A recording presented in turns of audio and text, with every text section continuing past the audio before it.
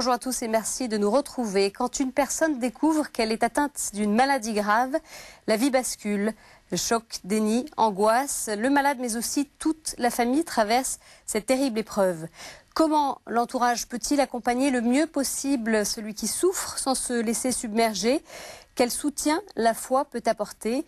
Maladie, quel impact sur la famille ? C'est le thème que nous avons choisi d'aborder aujourd'hui dans la famille en question à l'occasion de la journée mondiale du malade.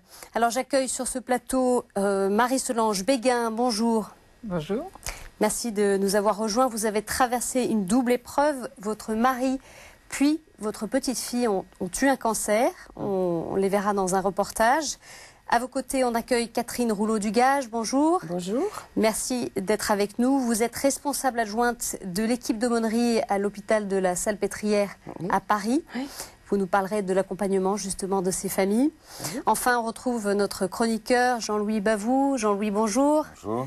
Vous êtes médecin et diacre et bien sûr donc vous côtoyez de par votre profession beaucoup de malades et leurs familles. Vous nous donnerez votre regard tout à l'heure sur ce thème.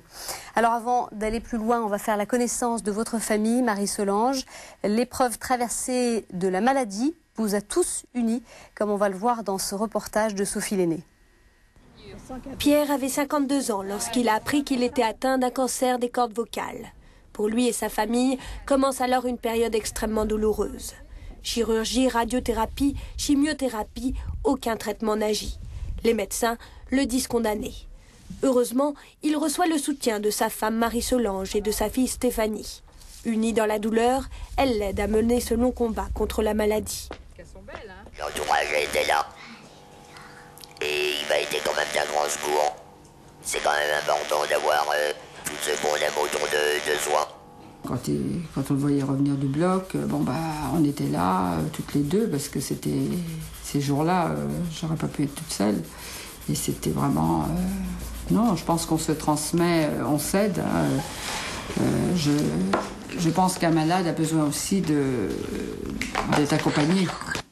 Au bout de 3 ans, Pierre finit par subir une intervention qui, hélas, lui fait perdre l'usage de la voix, mais le sauve. Pour ses proches, c'est le soulagement. Mais un apaisement de courte durée, car quelques jours plus tard, une terrible nouvelle tombe. On a détecté chez sa petite fille Marion une tumeur de la glande surrénale. Pour Stéphanie, c'en est trop. Il lui est inconcevable d'accepter que sa fille de 3 ans soit aussi atteinte d'un cancer. Pour autant, pas question de baisser les bras. Quand on n'est pas confronté au problème, qu'on entend parler d'enfants qui ont été malades et qu'on y pense, on se dit mais moi jamais je pourrais survivre à ça je ne pourrais pas, c'est impossible. Et en fait quand ça nous arrive, on n'a pas de choix. Et un enfant de cet âge-là, on peut pas lui montrer qu'on est découragé, qu'on n'y croit pas, qu'on est obligé par amour pour l'enfant de réagir et de s'occuper la journée, de jouer un peu, de sourire, même si c'est pas dans le fond ce qu'on éprouve vraiment. Cette maladie va bouleverser leur quotidien. Stéphanie s'arrête de travailler pendant 7 mois pour pouvoir se consacrer entièrement à sa fille, à qui on administre de très lourds traitements. Elle est épaulée par ses parents qui s'occupent beaucoup de Julie, la sœur jumelle de Marion. Et Pierre, qui a vécu ce calvaire, est aussi d'un grand recours. Effectivement, j'étais bien placé pour comprendre ce qui allait l'attendre. Entre autres, la radiothérapie, la chimiothérapie. Je savais qu'elle allait être fatiguée. Mais là, je me suis dit, il faut que je prenne tout le monde à bras le corps et les soutenir. Parce qu'il y a eu beaucoup de pleurs, il y a eu beaucoup de moments de désemparement, donc il fallait absolument remonter le moral des troupes. Et moi, j'ai toujours pensé que ma petite fille s'en sortirait. Et en effet, la petite Marion est guérie. Toutes ces épreuves ont profondément modifié le regard qu'il porte sur la vie. Malgré tout, de s'en sortir aujourd'hui, ça nous a aidé d'être quand même... de croire quand même aussi et de se soutenir tous les uns les autres. Et il fallait la force de tout le monde pour arriver à lutter dans une telle maladie. On est transformés depuis. C'est vrai que des épreuves comme ça, on a envie de profiter de moments ensemble et de se dire que on a quand même eu de la chance dans notre malheur de s'en sortir et d'avoir des suites heureuses. La maladie leur a effectivement appris à vivre mieux et à apprécier davantage les petits riens du quotidien. Est-ce qu'on va faire 10 ?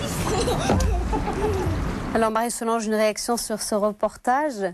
Oui, c'est tout à fait ça. C'est vrai qu'aujourd'hui, on a conscience qu'on a été protégé quand même, malgré le parcours, parce qu'au départ, on se dit mais pourquoi ça nous arrive et pourquoi encore une épreuve et finalement, non, je pense qu'il faut passer par là et qu'il faut se battre, qu'il faut croire, c'est sûr. Et... On sent que vous êtes battu, hein? Ah oui, mais bon, cette année, j'ai plus peiné. Il n'y avait plus rien à lutter et j'ai plus peiné. Vous avez eu le contre-coup. Le contre-coup, mais bon, il ne faut pas se plaindre, on s'en est sortis. Et vraiment, c'était parce qu'on était, je pense, aussi très solidaires. Très unis aussi, hein? Très unis, et puis très solidaires les uns des autres, parce que ma fille était toujours présente. C'est vrai qu'au début, bon, je supportais pas de voir un opéré avec plein de tuyaux et tout ça. Puis maintenant, je suis passée par là et bon... Vous savez ce que c'est. Voilà, j'arrivais à lutter, à être près de mon mari, et j'étais tous les jours près de lui, quoi, pour lui transmettre un peu cette force. Catherine Rouleau-Dugage, vous rencontrez beaucoup de familles comme celle de Marie-Solange, voilà. Des familles éprouvées. À la Pitié, on ne rencontre pas des familles avec des enfants, hein, parce qu'il n'y a pas d'enfants hospitalisés, mais on rencontre très souvent les familles. Et c'est vrai que quand ce sont des maladies graves, on est amené à les accompagner dans cette épreuve, c'est vrai, oui. Dans quelle détresse sont ces familles ? Alors d'abord, c'est une épreuve, c'est pas la même que l'épreuve de la maladie. On vient pour le malade, mais très vite, on rencontre la famille qui est fatiguée, qui est en perte de repères, qui est un peu submergée par ses émotions, par tout ce qu'elle vit, qui ne sait pas quel sens donner, qui se pose des questions, voilà. Et puis qui se sent surtout impuissante, démunie, c'est ça surtout. Hein. Alors d'abord, ils sont contents de nous rencontrer parce que... ils sont demandeurs. Ils sont demandeurs. Si on peut faire quelque chose pour leurs malades, ils sont vraiment contents. Ouais. Ils sont vraiment contents. Et puis, mais aussi très vite après, dans le couloir, ils nous rattrapent. Ils ont besoin de parler, Donc ils parlent, quelquefois, ils ne demandent qu'une écoute. Une écoute simple, hein. On ne dit rien, on ne fait que recevoir ce qu'ils vont nous dire. Et d'autres fois, c'est une écoute plus active, c'est-à-dire qu'on rentre dans ce qu'ils nous disent véritablement, et à partir de ce qu'ils nous disent, oui, on reformule, on met en mots, on essaye de les faire avancer dans leur propre chemin, sur leur propre route. Marie-Solange, vous avez eu l'occasion d'être aidée par des bénévoles d'aumônerie à l'hôpital? Oui, bien sûr. Comment ça s'est passé, cette rencontre? Bon, c'était par une amie qui connaissait bien sœur Thérèse Bourguignon, et qui nous l'a envoyée la veille de l'opération, qui nous l'a présentée, quoi. Donc elle était quand même très souvent présente. C'est vrai qu'elle arrivait toujours dans les moments très critiques. Par exemple, quand on reprenait mon mari au bloc. Donc elle arrivait toujours à ce moment-là. Et bon, elle avait accès au dossier. Et puis nous, on ne savait pas ça. Qu'est-ce que ça vous a apporté, ce soutien-là ? C'était quand même un soutien parce qu'on était complètement effondrés. Et puis bon, devant son courage, on pouvait aussi... on n'avait pas à se plaindre. Bon, il y avait encore des malades plus douteux que nous, et on avait quand même, il fallait encore lutter, et on ne se plaignait pas finalement, on n'avait pas envie de se plaindre, et il fallait faire face au présent, au quotidien. Alors on va revenir un petit peu aux circonstances de cette épreuve que vous avez vécue. Alors qu'est-ce que vous avez ressenti quand vous avez appris d'abord que votre mari était atteint d'un cancer? Toute la vie bascule? Oui, mais ça a été un cheminement. Il est allé d'ORL en ORL. On a mis 6 mois à découvrir vraiment le cancer. Et des cordes vocales au départ. Et là, comment avez-vous réagi? Là, on mais qu'est-ce qu'on a fait pour... bon, ça nous tombe encore dessus. Bon, on a eu quand même beaucoup d'épreuves dans la vie, mais pas la maladie à ce point. Et bon, après, il faut aller vite. Hein, il faut faire tous les examens, choisir le chirurgien. Et puis, on voulait être maître de notre dossier. Donc, ça, c'est pas très facile. Et bon, on a fait plusieurs hôpitaux, on a demandé plusieurs avis. Et finalement, il fallait qu'il se fasse opérer. Tout s'organise autour du malade? Oui, tout s'organise. Ah oui, on ne voit plus que ça. On ne voit plus rien d'autre. Et ben, il faut foncer, il faut aller vite. Et après, bon, il faut faire face aux traitements qui suivent, parce qu'en général, bon, les cordes vocales, il n'y en a pas eu, peut-être malheureusement, je ne sais pas. Un an après, elle rechutait d'une tumeur œsophagienne. On sent que vous avez été tout de suite assez combatif. On a été combatifs, bon, l'un comme l'autre, on se transmettait notre force et finalement, on ne s'est pas laissé, non... submerger. On a lutté 4 ans comme ça. Sans moment de découragement? Non, parce que mon mari était battant et on se disait on va y arriver, mais c'était pas évident. Où ça a été plus terrible, c'est pour la petite fille quand même. Et oui, alors une semaine après la sortie de l'hôpital de votre mari, hein, après toutes ces années d'épreuves, on était moins battant. Là, vous découvrez que votre petite fille est atteinte d'un cancer et là, qu'est-ce qui se passe alors? Là, c'est l'effondrement, hein, parce que là, c'était trop quand même. On avait lutté 4 ans pour mon mari. Il avait essayé d'éviter l'opération. Et bon, on avait quand même été obligé de subir. Et là, on a l'impuissance vis-à-vis d'un enfant. En quoi c'est différent par rapport à un adulte? Un adulte, on est capable de lutter. On se transmet une force. Ma fille était là. On se transmet une force. Mais avec un enfant, alors là, non, on est effondré. Vous ne pouvez pas communiquer réellement avec l'enfant. Voilà. Puis il faut faire bonne mine, parce que les enfants comprennent quand même beaucoup de choses, même à 3 ans. Et non, là, c'est l'effondrement. Hein. C'est vraiment, là, ça a été dur, hein. Très, très dur. Jusqu'à ce qu'on voit que la première chimio avait déjà un effet bénéfique. Donc... elle a subi les 3 premières chimios et on a commencé à voir les résultats au bout de 3 chimios. Donc, vous voyez un petit peu le bout du tunnel? Oui. On avait espoir, disons. On avait repris espoir. Parce qu'elle avait quand même au départ des tumeurs, des métastases dans la moelle osseuse. Elle avait peut-être une suspicion de métastase osseuse. Donc, elle était quand même très atteinte. Et... au bout d'une chimio, elle avait plus mal au ventre, on pouvait la palper. Et au bout de 3 chimios, il n'y avait plus de métastases. Donc, alors, là encore, quand même, vous avez aussi été aidée, puisque votre petite fille a été hospitalisée au même endroit que votre mari. Parce que c'est le premier hôpital qui a répondu pour elle. Donc, elle a été décelée, en fait, sa maladie au bout de 3 semaines d'examen. Donc à nouveau un accompagnement. Et voilà, Recurie, vous avez retrouvé les bénévoles de l'aumônerie. On a retrouvé Sœur Thérèse. Et là encore, elle a été très présente parce que dans un grand soutien. Mais bon, puis ma fille la connaissait bien aussi, donc ça a été plus facile. Hein. On était quand même entourés. Catherine Rouleau-Dugage, alors les bénévoles, ce ne sont pas des confesseurs, ni des psys, ni des médecins. Finalement, ils font en plus pas partie de la famille des malades. Alors qui sont-ils et quel est leur rôle? Alors ce sont des visiteurs qui viennent au service du malade faire une visite, une simple visite d'amitié. Enfin, c'est comme ça qu'on se présente. Quand on arrive dans une chambre, alors d'abord, ça dépend des hôpitaux, mais à la Pitié-Salpêtrière, on arrive, on peut aller dans toutes les chambres. Donc on toque à toutes les chambres et on se présente en disant qu'on est de l'aumônerie. Et les gens sont libres de nous accueillir ou de ne pas nous accueillir. Mais ils savent qui on est. On se présente toujours. Que vous êtes chrétien également. Voilà, on est de l'aumônerie catholique. Voilà. Alors, maintenant, c'est quand même assez rare qu'on arrive en parlant de Dieu tout de suite. C'est jamais ce qu'on fait, jamais. On arrive et on prend des nouvelles, de la personne. C'est essentiellement un dialogue, en fait, une écoute. C'est plus une écoute, oui, voilà. C'est plus une écoute, beaucoup d'empathie. Puis après ça, c'est suivant le charisme, le talent de chaque visiteur. Ça dépend aussi de ce qu'il est, beaucoup de ce qu'il est. Nous, dans notre équipe, on a une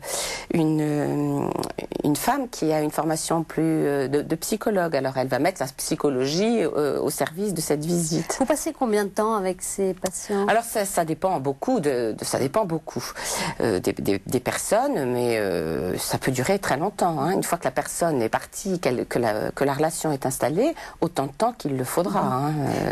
Idem avec les familles. Idem avec les familles, oui. Alors, être bénévole, ça ne s'improvise pas. Comment sont-ils recrutés? Alors, d'abord, c'est eux qui demandent à rentrer dans notre équipe. Il n'y a pas vraiment d'appel d'offres, si je peux dire. Il y a des critères de recrutement? Oui, c'est-à-dire que quand ils arrivent dans notre équipe, ils vont faire les visites avec... nous sommes 3 responsables, et donc ils vont faire les visites avec chacun de nous, à son tour. Et voilà, et comme ça leur permet de voir des services différents, puisque nous visitons des services différents, et puis de voir des façons de faire qui sont bien différentes, et puis de se positionner. Et puis nous, ça nous permet aussi de voir des fragilités. Voilà. C'est souvent des questions d'âge, parce que les visiteurs, les visiteuses, beaucoup, souvent des femmes, sont souvent à la retraite, et donc ça peut être une question de fatigue ou de... Voilà, elles sont un petit peu âgées. On manque de jeunes, ça c'est sûr. Le renouvellement des générations n'est pas forcément assuré. Voilà. Alors, comment sont-ils formés, ces bénévoles? Alors, on a des ateliers de formation auxquels on nous demande, qui sont très importants pour nous et auxquels on nous demande d'assister. Donc, on commence par un week-end où on nous forme à l'écoute, parce que c'est quand même ce qui est le plus important. D'écouter et surtout de rentrer dans la parole de l'autre. Voilà. Et puis, petit à petit, sur différents sujets, on se forme. Alors, qu'est-ce qu'il y a, moi, j'ai suivi une formation cette année sur l'élevé de corps, oui. Mais il y a aussi des formations sur... il y a beaucoup de religions différentes, hein, donc un atelier sur les multiconfessionnels. Enfin, il y a beaucoup de... toutes sortes de... Oui, sur le toucher, sur le... Voilà, parce que c'est vrai qu'il y a des malades avec lesquels il est difficile de rentrer en contact parce qu'ils ne parlent pas. Ouais. Alors là, c'est quand ils viennent d'avoir un AVC, par exemple, ils ne peuvent pas parler. Donc, c'est vrai que le toucher aide. Voilà. Marie Solange, dans le reportage, vous évoquez la croyance qui vous a aidé. Alors, en quoi la foi a été un moteur pour vous? C'est vrai que on avait beaucoup de groupes de prière autour de nous. On avait... Dans vos amis, vos proches? Oui. Et c'était... Bon, on croyait quand même... on pensait pas quand même arriver à une issue fatale. Et on a toujours eu cette foi en Dieu. Et malgré 2 cancers successifs, il y a des moments où on se dit c'est pas possible. Pour la petite, je dois dire quand même que c'était un petit peu dur. Quand vous avez des moments de doute? Oui, tout à fait. Au départ, on a des moments de doute, quand même. Et pourquoi ça nous arrive? C'est toujours cette question qui revient. Et est-ce qu'on a fait quelque chose de mal? Alors ma fille pensait ça au départ. Et elle disait, mais c'est pas possible. On a lutté déjà 4 ans. Et là, ça l'a touché de plein fouet sur une petite. Mais bon... Je pense que c'est vite évincé. On lit quand même beaucoup. Mon mari, d'ailleurs, sœur Thérèse, l'a remis tout de suite à la lecture. C'est vrai que c'est une redécouverte spirituelle pour lui. Oui. C'était nécessaire aussi. Hein. On avait besoin de se raccrocher quand même à quelque chose. Hein. C'était trop lourd. Hein. Catherine Rouleau-Dugage, quelles sont les attentes spirituelles des familles? Vous évoquez la fatigue, le besoin de parler. Alors, d'un point de vue spirituel? Alors, beaucoup de recherche de sens, surtout, parce que c'est vrai que c'est l'occasion, ces grands moments d'attente, ces grandes stations à l'hôpital où il ne se passe finalement pas grand-chose, où on ne comprend pas ce qui arrive, où on ne sait pas, où on est impuissant. C'est l'occasion de questionnement, oui, voilà. Alors des attentes, oui c'est ça, des recherches de sens. Donc on va essayer de partir de ce qu'ils disent et de les faire avancer là-dessus, à partir de ce qu'ils disent, de la foi qu'ils ont déjà ou qu'ils n'ont pas. Moi je leur demande, au bout d'un moment, quand je les connais bien, je leur demande est-ce que vous avez vous-même, est-ce que vous avez la foi, est-ce que la foi peut vous être d'un réconfort. Alors quelquefois la foi est oubliée depuis longtemps, mais c'est l'occasion de redécouvrir, voilà. Quelquefois, l'attente spirituelle est beaucoup plus forte, c'est carrément une attente religieuse, donc très vite on prie ensemble. Là, c'est une demande de prière. C'est des moments qui sont très très beaux. Quand on porte la communion à un malade et qu'on prie ensemble, ce sont des moments très beaux, ça. Fort. Et vous, très rapidement, Catherine Rouleau-Dugage, qu'est-ce que vous apprenez au contact de ces familles touchées par la maladie ? Ça redonne un sens à ma propre vie, ça c'est sûr. Je vois des gens qui se battent, je vois des nœuds qui se défont, je vois des cœurs qui s'ouvrent, je vois des... Ah non, c'est très très beau, très très beau. Dernière question, Marie-Solange. Alors, ces maladies finalement traversées et qui sont maintenant, on l'espère évidemment, derrière vous, qu'est-ce que ça a changé dans votre regard sur la vie ? On vit le présent du mieux possible. On pense plus au passé. Et bon, l'avenir, on ne le connaît pas. Donc, on vit le présent du mieux possible. Et on en profite des moments simples. Et on est capable justement de profiter des meilleurs moments. Quand les petits arrivent, voilà, Ça donne des couleurs à la vie, alors. Voilà, tout à fait. On voit la vie différemment. Merci à toutes les deux. Alors Jean-Louis, on a parlé des bénévoles qui accompagnent ces familles. Vous, en tant que médecin, quelle relation est-ce que vous avez avec les patients et leurs familles ? D'abord, parfois, je dois annoncer des diagnostics, donc c'est pas toujours très simple. Et puis accompagner aussi donc des malades qui connaissent leur diagnostic et la gravité du diagnostic. Donc c'est pas simple. J'en ai quitté tout à l'heure là qui était complètement paniqué par un petit truc qui n'était pas grave mais qui avait complètement déstabilisé le couple. Donc c'est tous les jours un accompagnement, une écoute, puis un stress aussi parce que quand on est médecin on stresse pour ses malades. Donc c'est pas simple. Mais en ayant écouté tout ça, je me dis que c'est terrible qu'il faille qu'on arrive parfois à des choses aussi graves pour savourer l'aujourd'hui. C'est terrible ça de se dire qu'on a... Sinon c'est pas fait. On vit dans un monde où on n'arrive pas à vivre pleinement l'aujourd'hui et il faut des tuiles comme ça terribles pour se rendre compte des merveilles de la vie, Tout à fait. de ce qu'on peut vivre à l'instant présent. Mais sinon, donc ces maladies graves dans la famille, ce sont des tremblements de terre, des bouleversements où on se pose dans cette question du pourquoi, du comment, de la question du sens. Et là aussi... Difficile d'avoir des réponses là en plus. Les réponses, on assiste aux réponses que se donnent les personnes.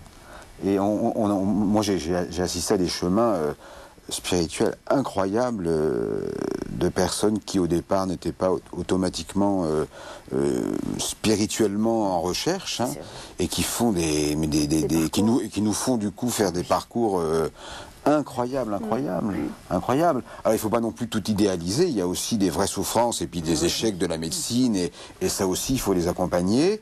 Mais je me dis, et en voyant l'émission chez vous, le tournage en famille, l'amour, le cercle familial, il y a que ça de vrai, et il y a que ça qui sauve. Alors bon, quand on est chrétien, c'est facile à dire, c'est notre foi, l'amour sauve, mais vraiment, ce genre de maladie aussi, ça nous révèle d'abord à nous-mêmes, ça nous révèle aux autres, et ça nous permet parfois de mieux nous aimer, de mieux découvrir à quel point on s'aime les uns les autres, et ça renforce les liens familiaux, et on dit des choses qu'on ne serait pas dites, et l'amour se révèle. Donc l'amour se révèle dans la vulnérabilité de l'homme et de la femme. Ça aussi c'est très chrétien finalement, puisque Dieu se révèle dans le Christ, qui se donne pour nous. Donc il y a vraiment tout un parcours ou un chemin spirituel qu'on peut faire dans ces terribles épreuves que la vie que jamais Dieu nous envoie, bien évidemment, mais que la vie peut nous envoyer. Et on découvre aussi des forces insoupçonnées. Hein. Ah oui, c'est incroyable. Ça aussi, oui, vraiment, tout à fait. Je trouve que c'est ce que disait votre fille, hein, jamais j'aurais cru. Ah oui, jamais. Et je crois que c'est l'expérience de tous. On dit, mais comment ils arrivent à se battre comme ça, comment Alors nous, on appelle ça la grâce. Ouais. On appelle ça la grâce, mais voilà, vraiment une expérience d'une force qui est donnée au bon moment. Ah oui, au bon moment. Ça se déclenche automatiquement quand même, hein, c'est vrai que... Merci, écoutez, à tous les trois en tout cas d'être venus sur ce plateau. Et je voudrais signaler un livre sur ce thème pour poursuivre la réflexion. Vivre ensemble la maladie d'un proche, aider l'autre et s'aider soi-même, de Christophe Fauré aux éditions Albin Michel. Je vous signale que si vous souhaitez retrouver cette émission, eh bien, il vous suffit de vous rendre sur notre site www.ktotv.com. Très bonne semaine à tous, à mercredi prochain. Au revoir.